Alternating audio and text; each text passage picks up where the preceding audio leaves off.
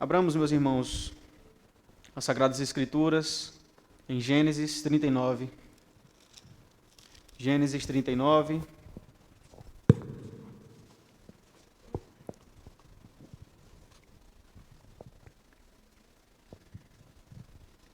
Um texto muito rico e que, inclusive, uma das perguntas que você deve observar na hora de fazer a leitura desse texto é: em quem confiamos? Em que confiamos? Em homens que são falhos, que até mesmo detalhes físicos mudam toda a perspectiva e todo o planejamento de um ano inteiro, como um microscópico vírus? Em quem confiamos? Em quem colocamos nossa total confiança? A inerrante palavra do Senhor nos diz, particularmente em Gênesis 39, que assim diz: José foi levado ao Egito e Potifar, oficial de Faraó, comandante da guarda egípcio, comprou-o dos ismaelitas que o tinham levado para lá. O Senhor era com José, que veio a ser homem próspero, e estava na casa de seu senhor egípcio. Vendo Potifar que o Senhor era com ele, e que tudo o que ele fazia, o Senhor prosperava em suas mãos, logrou José mercê perante ele, a quem servia. E ele o pôs por mordomo de sua casa, ele passou às mãos tudo o que tinha. E desde que o fizera mordomo de sua casa, e sobre tudo o que tinha, o Senhor abençoou a casa do egípcio por amor de José. A bênção do Senhor estava sobre tudo o que tinha, tanto em casa como no campo. Potifar tudo o que tinha, confiou às mãos de José, de maneira que, tendo-o por mordomo, de nada sabia, além do pão com que se alimentava. José era formoso de porte e de aparência. Aconteceu, depois dessas coisas, que a mulher de seu senhor pôs os olhos em José e lhe disse: deita-te comigo. Ele, porém, recusou e disse à mulher do seu senhor: tem-me por mordomo, meu senhor, e não sabe o que há em casa, pois tudo o que tem me passou ele às minhas mãos. Ele não é maior do que eu nesta casa, e nenhuma coisa me vedou senão a ti, porque és sua mulher. Como, pois, cometeria eu tamanha maldade e pecaria contra Deus? Falando ela a José todos os dias, e não lhe dando ele ouvidos, para se deitar com ela e estar com ela, sucedeu que certo dia veio ele à casa para atender aos negócios, e ninguém dos de casa se achava presente. Então ela o pegou pelas vestes e lhe disse: deita-te comigo. Ele, porém, deixando as vestes nas mãos dela, saiu fugindo para fora. Vendo ela que ele fugira para fora, mas havia deixado as vestes nas mãos dela, chamou pelos homens de sua casa e disse: vede, trouxe-nos meu marido este hebreu para insultar-nos. Veio até mim para se deitar comigo, mas eu gritei em alta voz. Ouvindo ele que eu levantava a voz e gritava, deixou as vestes ao meu lado e saiu, fugindo para fora. Conservou ela junto de si as vestes dele, até que seu senhor tornou à casa. Então lhe falou segundo as mesmas palavras e disse: o servo hebreu que nos trouxeste veio ter comigo para insultar-me. Quando, porém, levantei a voz e gritei, ele, deixando as vestes ao meu lado, fugiu para fora. Tendo o Senhor ouvido as palavras de sua mulher, como lhe tinha dito, desta maneira me fez o teu servo, então se lhe acendeu a ira. E o Senhor de José o tomou e o lançou no cárcere, no lugar onde os presos do rei estavam encarcerados. Ali ficou ele na prisão. O Senhor, porém, era com José, ele foi benigno, e lhe deu mercê perante o carcereiro, o qual confiou às mãos de José todos os presos que estavam no cárcere, e ele fazia tudo quanto se devia fazer ali.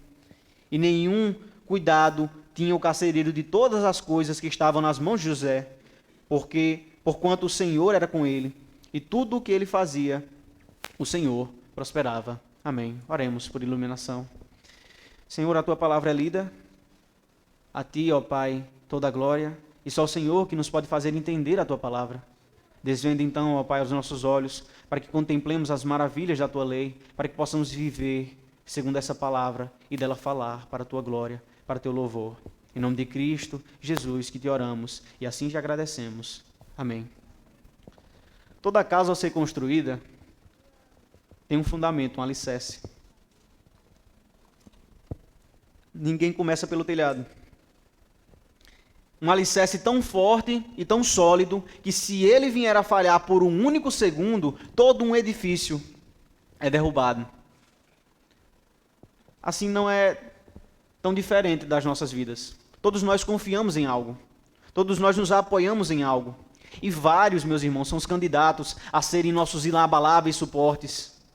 Família, de fato, um núcleo basilar de toda uma sociedade. Ela que estrutura toda uma nação. Mas e quando os pais nos quais confiavam, eles adoecem? Quando eles vêm a falecer? Quando não temos mais os nossos irmãos por perto? Estamos em uma terra distante? O que fazer nesses momentos de abandono, nesses momentos de solidão? É isso que é bem visto aqui na história de José, na casa de Potifar. Essa história verídica que foi registrada por Moisés, o servo do Senhor. Ele registra todo o Pentateuco, a Torá, a lei do Senhor, e particularmente em Gênesis, ele estrutura o livro de Gênesis por uma conhecida como toledotes, como gerações. Várias gerações que são decorrentes daquela promessa de Gênesis 3,15, da qual o descendente da mulher ia esmagar a cabeça da serpente. E várias são as gerações esperando o cumprimento dessa promessa.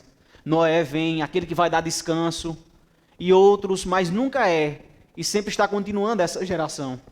E se olharmos particularmente para Gênesis 37, percebemos o seguinte, no versículo 2, esta é a história de Jacó. Tendo José 17 anos, então quem é o protagonista, aquele que representa a genealogia de Jacó nesse momento da narrativa bíblica, é José. José, ele é contado como se fosse parte dessa descendência da mulher. E esse rapaz, desde pequeno, 17 anos, ele já tinha sonhos voltados à realeza, voltados a governo.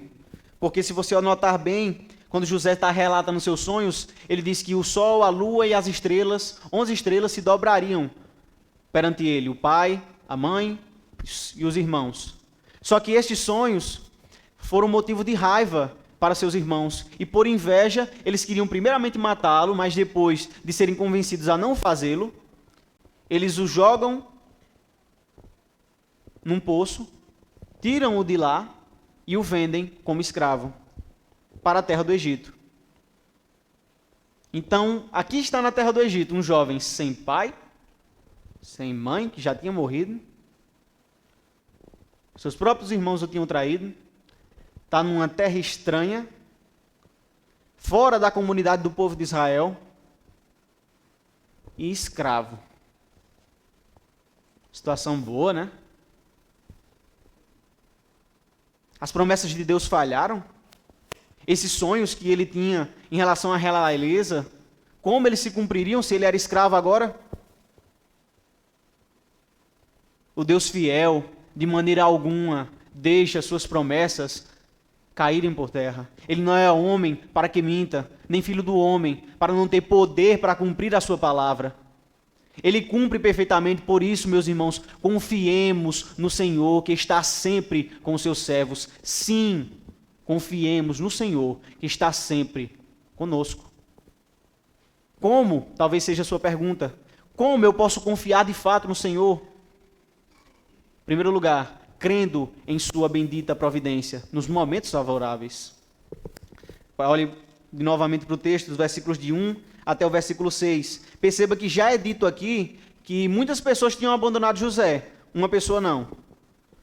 Um ser não. O Senhor era com José, que veio a ser homem próspero.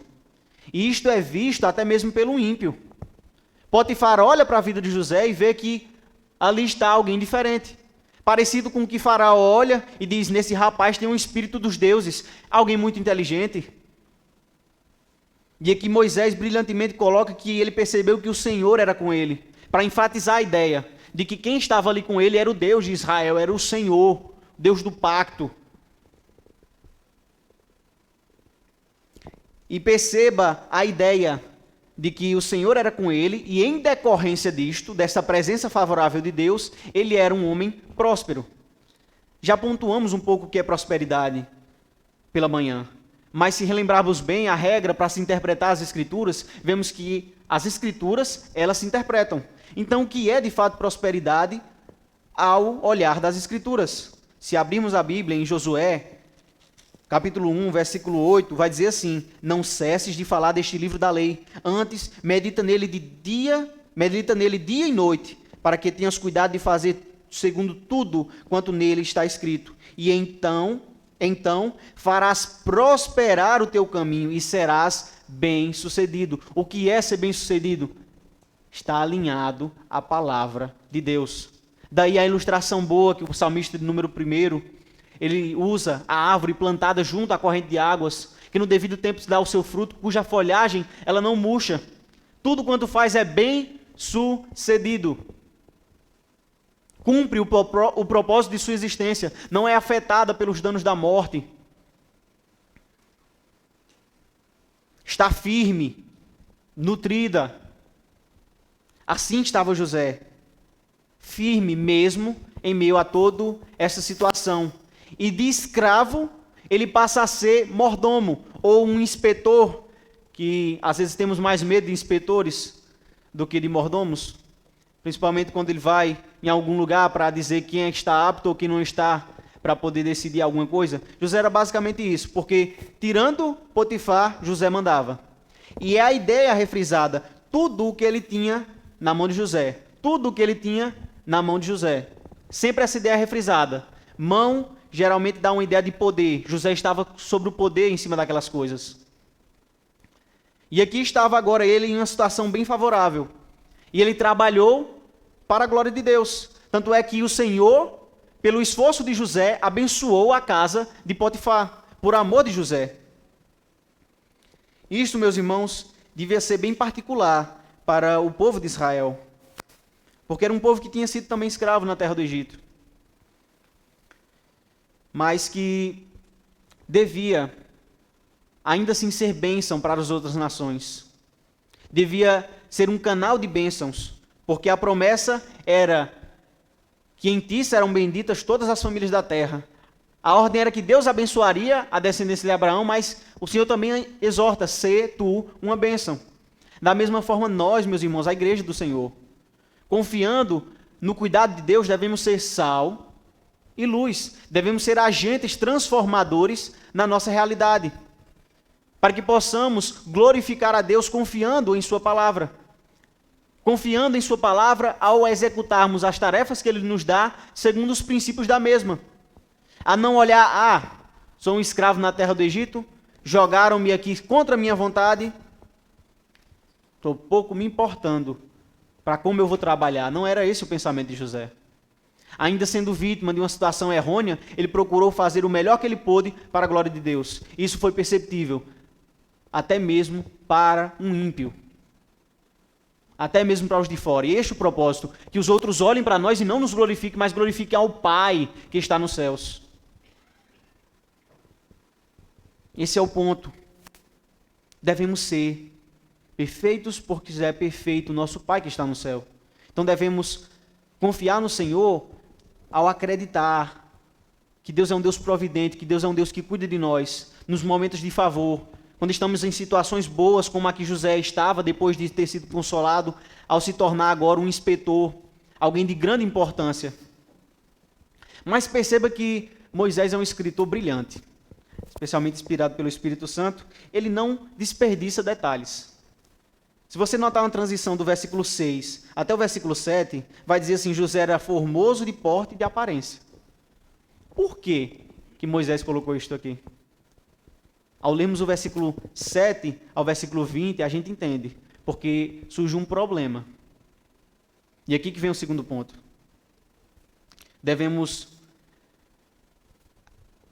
Confiemos no Senhor, que está sempre conosco, que está sempre com seus servos, crendo em sua bendita providência, ao fugir sempre das tentações. Aqui é onde estava José.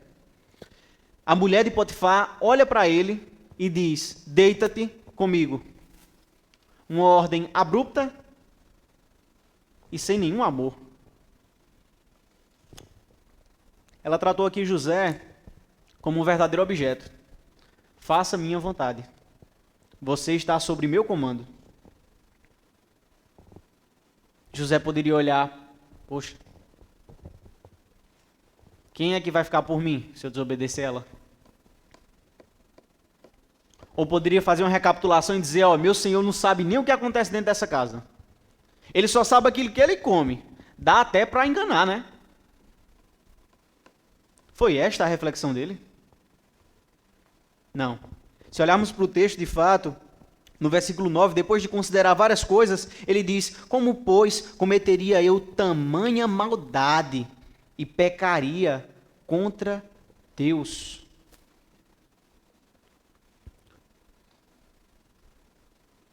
José sabe, embora não esteja no tempo dele, porque quem vai relatar é Provérbios, que a boca da adúltera é um poço profundo, e só quem Deus se ira contra essa pessoa é que cai nela. José, ele não cai nesse poço aqui. O senso da presença de Deus está marcante em sua vida. A confiança dele em Deus faz com que ele fuja disto. Perceba, pecarei eu contra Deus, cometerei eu tamanha maldade. Ora, até entre os ímpios, o adultério é visto como tamanha maldade, como algo terrível. Se olharmos para o próprio Abimeleque, quando descobriu que Sara era mulher de Abraão, ele diz, cometeria eu tamanha maldade também, ele usa a mesma expressão. Cometeria eu tamanho pecado, em que pequei eu contra ti, para trazer esse tamanho pecado sobre mim e sobre o meu reino? Porque não só destrói uma pessoa, destrói uma casa, destrói até uma sociedade inteira se levado a consequências drásticas. Olha o adultério de Davi, quase que destruía Jerusalém. Mas não é propriamente pelas consequências horizontais, mas pelo vertical, que José está preocupado. Pequei contra ti somente, é o que o salmista diz. E esse é o senso na mente de José. Não vou pecar contra Deus. Como eu pecaria contra Deus? Deus está aqui. Por que isto? Se deixarmos mais uma vez que as Escrituras, elas se interpretem, iremos para 1 João, capítulo 3, versículo 4, que vai dizer assim, todo aquele que pratica o pecado também transgride a lei, porque o pecado é a transgressão da lei. Porque o pecado é pecado sempre contra Deus, porque é uma desobediência à sua palavra. Até mesmo os ímpios têm em seu coração resquícios da consciência, da imago Dei, da imagem de Deus. Até eles sabem que é errôneo o adultério, matar outra pessoa injustamente. Isso é pecar contra Deus. E ele foge, ele rejeita. Só que a mulher, dia e noite, diariamente, constantemente, ela tenta ele. E ele resiste todas. Ele todas nega. Só que um dia, ela arma uma arapuca, ou uma armadilha, sozinhos em casa. José estava trabalhando. E ela segura pelas vestes dele e agora diz, deita-te comigo. O que fazer agora? Ela estava agarrada nas vestes dele. O que ele poderia fazer agora? Ele se desvencilha e corre. Ele foge. Ele não é como o irmão que é dominado pelos seus desejos. Veja o contraste no capítulo 38. Versículo 16, Judá diz para a sua própria nora, vem, deixa-me possuir-te, um homem que era dominado pelos seus próprios desejos, que saiu do meio da comunidade da sua família, foi, possuiu uma jovem com lascívia, teve vários filhos, depois desses filhos terem pecado contra Deus, Deus ter matado alguns, ele tenta preservar um de maneira sabida, como diríamos, e acontece essa situação embaraçosa, em que a nora estava coberta, ele não sabia quem era, mas ele, um homem dominado pelos seus próprios olhos, só quer se satisfazer. Não, José não é igual a este irmão, neste momento que pecou. Ele foge. Quando não há tempo para palavras, correr, fugir do pecado. Isto deveria ser particular, meus irmãos, para os israelitas, que estariam em derredor deles várias nações pecaminosas que buscariam trazê-los para cultuar de maneira promíscua, com prostituições. Eles deveriam fugir destas coisas. E isso também para nós. Perceba que não somos Superman, Supergirl. Até esses personagens fictícios são afetados por pequenas pedras. Nós somos seres pecaminosos. Devemos resistir até o diabo, a Bíblia diz, mas fugir do pecado. Nos abster de toda forma do mal. É isto que José faz. Só que ela arma uma vingança. Depois de ser rejeitada várias vezes, agora ela arma um tribunal contra o justo. Ela primeiro convoca testemunhas. Vede, trouxe-nos meu marido este hebreu para insultar-nos. Ela olha para todos os servos que convenientemente agora apareceram. E agora ela diz, olha, ele não só me insultou, insultou vocês também. É um hebreu insultando o egípcio. Vamos apelar para o espírito nacionalista. E ela conserva a prova do crime, entre aspas, aqui. E o seu senhor chega, o senhor de José. E ela repete a mesma história, só que olha a expressão. O servo hebreu que nos trouxeste veio ter comigo para insultar-me. Agora ela não quer mais ganhar testemunhas. Agora ela quer mostrar que ela é a vítima. E que o culpado é o marido que trouxe. Dê seu jeito, mata ele. Porque esta é a consequência para um crime desta natureza. E aqui José está órfão, entre aspas, sem pai, sem mãe aqui, sem irmãos, numa terra estranha. Os servos que estão ao redor, não sei se acreditaram ou não, mas narrativamente eles estão calados. Ninguém fala nada contra ele. E aqui vem o ápice da narrativa, onde o Senhor de José ele se enche de ira. Aqui você tem quase certeza, se você não conhecesse os demais versículos, que José morreu.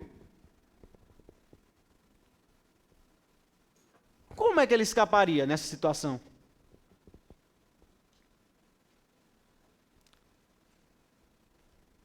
Mas ele é preservado. Meio que anticlimático, né? Ele é preservado e a gente fica se perguntando, será que o senhor de José ele não acreditou na esposa? Será que ele já sabia que ela era uma pessoa problemática? Será que ele não queria perder um servo tão bom como ele de fato viu que José era um homem próspero, que a divindade estava com ele, que ele estava prosperando, fazendo prosperar os seus negócios, ele não queria perder aquele grande trabalhador? Não sabemos. Sabemos que o Senhor o preservou, mesmo em meio a esta situação. E assim, meus irmãos, para nós também, confiar em Deus não é nos atirarmos de prédios, acreditando que o Senhor dará ordem aos seus anjos para que preservem, para que não tropece com seu pé em pedra. Esta foi a tentação de Satanás ao nosso Senhor Jesus Cristo.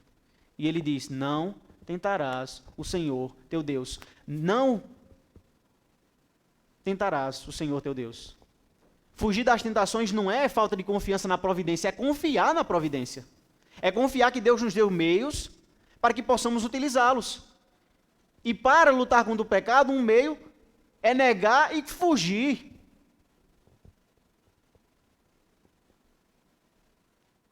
Por isso, quando você é exposto a essas situações, saia. Ah, mas é um filme, apareceu uma cena. Ah, mas não vai dar para eu entender. Tira o filme. Ah, mas meus amigos vão achar problema. Importa obedecer a Deus do que a homens. Mas o grande desafio da fé é quando, através de uma obediência a Deus, está em linha nosso emprego. Aí a gente coloca de fato para fora quem é de fato o nosso Deus. Quando mexe com a nossa estrutura. José poderia ter perdido aqui o emprego, né? Se a mulher inventasse alguma coisa, como de fato ele perdeu. E agora?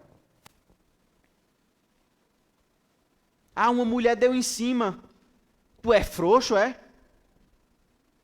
Vai lá. É essa a nossa cultura. Mas não, o mandato bíblico é não vá, corra, saia daí. Ah, mas todo mundo pula carnaval. Se retire. Minha mãe sempre me disse que eu não sou todo mundo. Correr é melhor do que pecar. Corra, não peque. Confie em Deus e em sua palavra. Fuja do pecado. E em terceiro lugar, crendo em sua bendita providência nos momentos desfavoráveis. Porque aqui agora, no versículo de número 21 até o versículo 23, José agora está na prisão. Só que, mais uma vez, a expressão é repetida. O Senhor, porém, era com José. Ele foi benigno.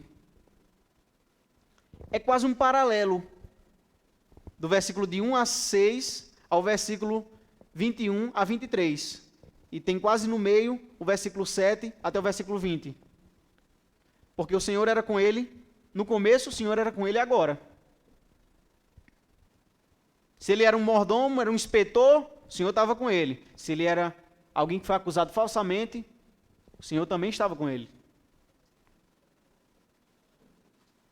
De maneira que não era a bondade propriamente dita do Senhor de José, de Potifar, mas é a presença de Deus, que indubitavelmente estava com José, em toda e qualquer situação. E ali na prisão é repetido, o carcereiro confia de novo em José,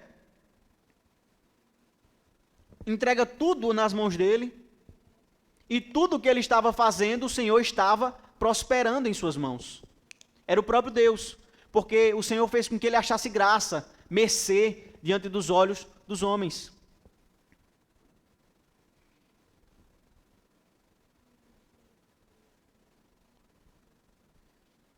Sim, meus irmãos. Israel também passou um tempo como forasteiro e peregrino, e nós, como lemos, somos forasteiros e peregrinos aqui. Devemos, contudo, dar sempre bom exemplo em nossas boas obras, para que naquilo que nos acusem falsamente, possamos mostrar que estão contrariados, por causa de nosso testemunho. Devem olhar para nós e dizer, não bate. Eu ouvi que crente é isso, só pensa em dinheiro, e não bate. O cara do pouco que tem ajudando o pobre, ajudando o mais necessitado.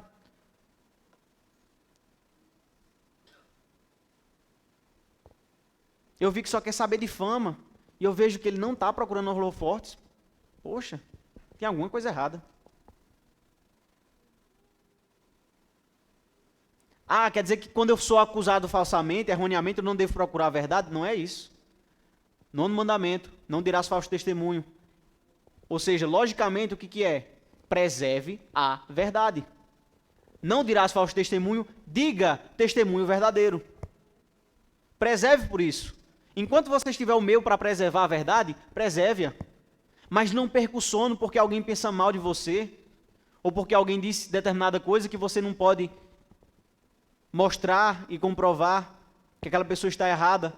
Confie em Deus. Ah, mas isso é injusto. Como é que coisas ruins acontecem com pessoas boas? Só aconteceu uma única vez. Uma vez só que aconteceu isso. Porque o único que viveu de maneira perfeita e boa foi o nosso Senhor e Salvador Jesus Cristo. Ele em tudo foi tentado, mas ele não pecou em nada. Ele cresceu em graça diante de Deus e dos homens. Como Lucas registra isso como menino. Ele sim cumpriu os mandamentos de Deus. Ele é o Emanuel, Deus conosco. Mas ele foi traído por um amigo íntimo. Levantou contra ele o seu calcanhar. E ele foi acusado falsamente. Ele está pervertendo a nação. Ele está negando dar tributo a César. Ele diz que ele é o rei, o Cristo. As duas falsos. Porque Cristo, ele não estava pervertendo nada. E ele disse, dá a César o que é de César, dá a Deus o que é de Deus. Mas ele de fato era o Cristo. E eles não perceberam. Cristo veio. E como diz as Escrituras, pelo desígnio de Deus, pelo propósito de Deus, ele foi morto, crucificado por mão de iníquos. Mas na cruz não era simplesmente o Redentor sendo vítima, mas era ele dando a sua vida, porque ele diz: ninguém toma a minha vida, eu espontaneamente a dou. Eu tenho um poder para dar e tenho um poder para reavê-la. Porque na cruz ele se ofereceu vicariamente, substitutivamente, por nós, pela sua igreja. Ele teve que gritar: Deus meu, por que me abandonaste? O único justo que gritou isso, para que nós pudéssemos dizer que ele está conosco todos os dias, até a consumação do século. Ele sofreu justo castigo pelo pecado, e ele foi considerado maldito, porque maldito todo aquele que for pendurado no madeiro, para que a bênção de Abraão, essa bênção que foi prometida desde aqui, chegasse até nós, o Santo Espírito, a vida eterna, ter comunhão de fato com Deus. Por isso na cruz, quando parecia ser um momento de maior vergonha, era de vitória, porque foi encravado o escrito de dívida, e ele triunfou sobre os principados e potestades. E não só isso, nem a morte pôde detê-lo. Ele ressuscitou, ele tem poder para reaver a sua vida, e ele o fez. Ele foi a pedra que foi rejeitada pelos homens, pelos construtores, mas era eleita por Deus.